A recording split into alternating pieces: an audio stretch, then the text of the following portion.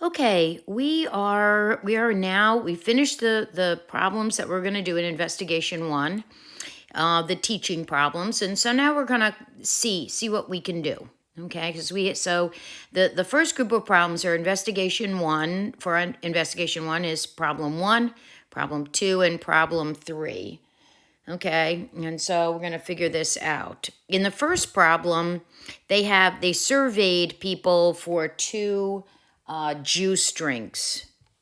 A little bit crazy names: Cranberry Blast and Melon Splash.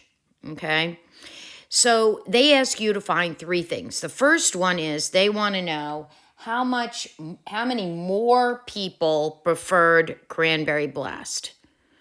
Okay, so more than would mean that we would be subtracting. Okay, so I'm going to put all my work in green.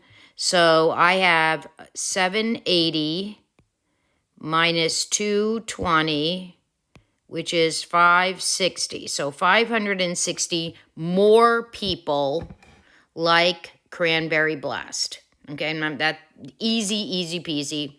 I am just subtracting. I know 780 is 560 more than 220. Next thing, they want a percent. Now, let's be clear. A percent and a fraction are out of the whole. There are no percents and fractions that are part to part. They're always part to whole or part to total. Okay, so if I have a percent, I'm going to need to figure out what the whole is. So if I add 78, okay, and 220, I get 1,000, which is a really easy number to work with. So I'm looking down here, and I want to know the percent of Cranberry Blast. Okay, so that is, so I want the percent of Cranberry Blast. And so I'm going to have that 780. So that you can see that I'm bringing that down. Okay. And then the total is going to be everything together. So 780 plus 220. I know that they must have surveyed 1,000 people. Okay, so there we go. There's my percent. Okay, so I have 780 out of 1,000 people.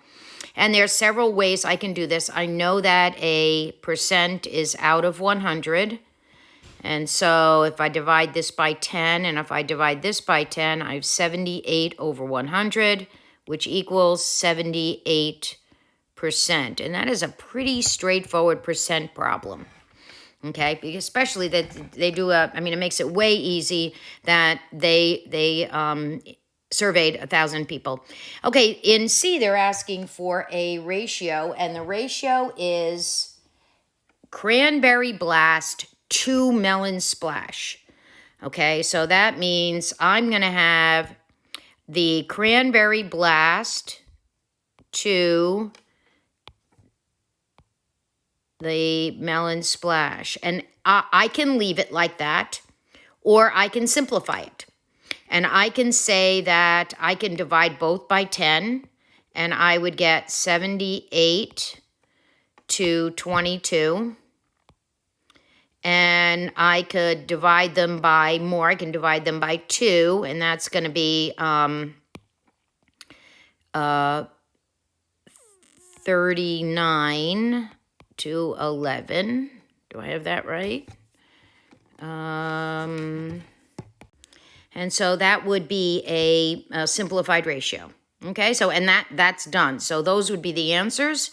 And I would take either of these. If you got here, I'm okay. If you do this, you're awesome.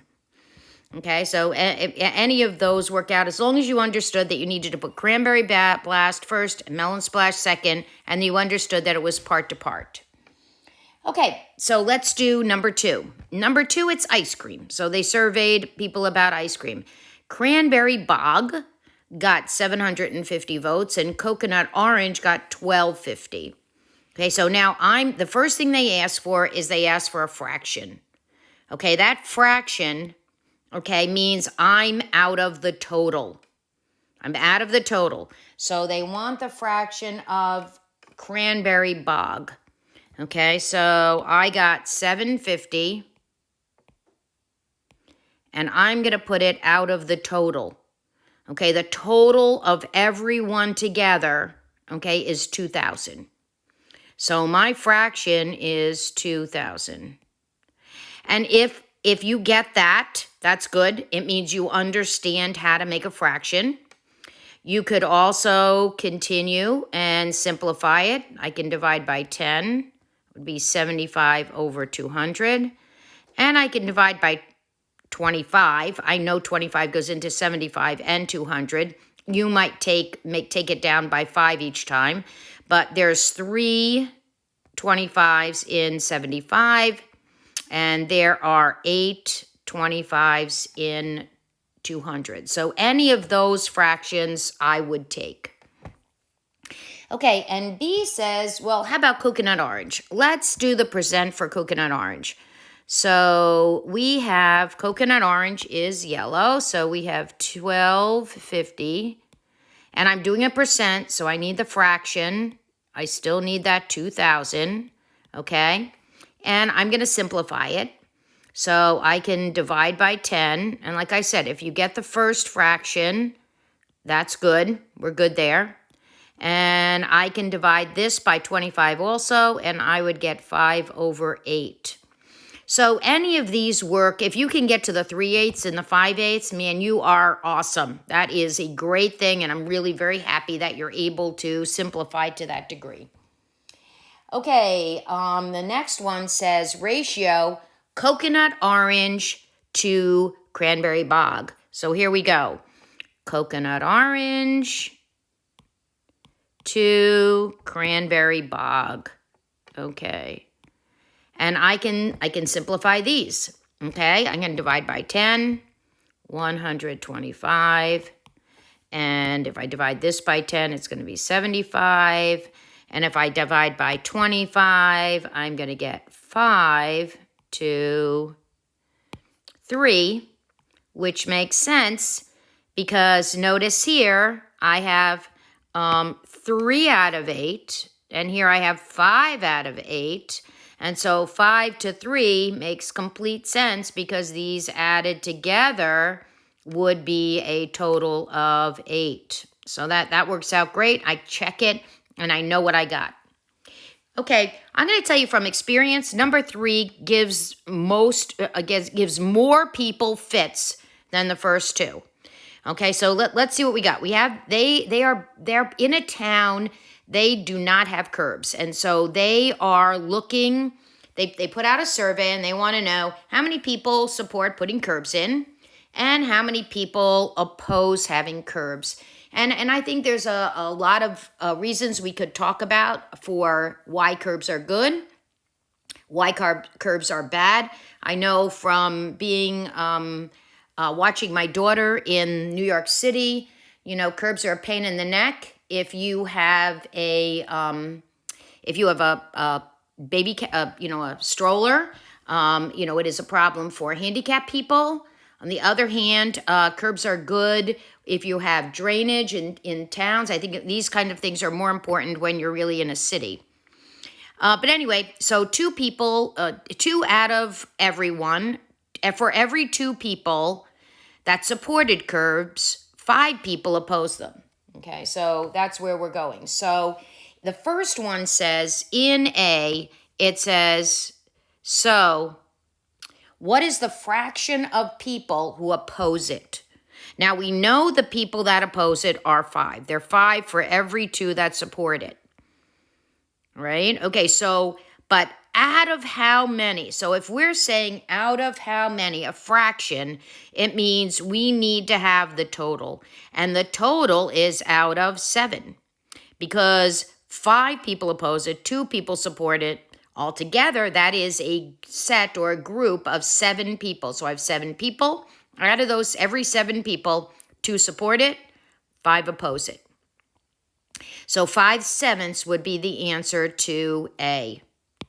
Okay, so B asks, if you had 210 people surveyed, if you surveyed 210 people, how many do you think would be in favor? Okay, so now let's think about this. 210 is the total. Okay, and we're talking about people who support curbs. So this is, partially a reading thing. I mean, when you're doing a word problem, if you're not reading for details, I mean, you're going to just struggle. Okay, so the people who support curbs, we know that people oppose them are 5/7. So the people that support them must be 2 out of 7. Okay, and so this is the part. This is part. And this is total. So they're saying, what happens if a total of 210 people are surveyed? Well, the total is going to have to go down the bottom, across from the 7, okay? Because that is the total people they are surveying. Now, I look at this and I say, okay, well, so I'm scaling up. This is a proportion. These ratios are equivalent, proportional. They're equivalent ratios. So I'm looking here and I'm saying, what am I multiplying 7 by to get that 210? Well, that's 30. I know. And if I divide them on my calculator, I can tell. And so up here, I'm going to multiply by 30 and I'm going to get 60 people. So the part of the 210 that are surveyed, there should be 60 people that support curbs. Okay, so I'm going to go to C, last one. Hopefully this is all making sense. In C, it says, what percent oppose them? Okay, well, what percent? There's several ways you can do this, but let's see. Let's think about this. I know that 5 out of 7. Okay, 5 out of 7 oppose them. Well, I can here. I'll write it in red so we keep this all together. So I have 5/7 that oppose them, and I want to change that into percent. There's a couple ways I can do that.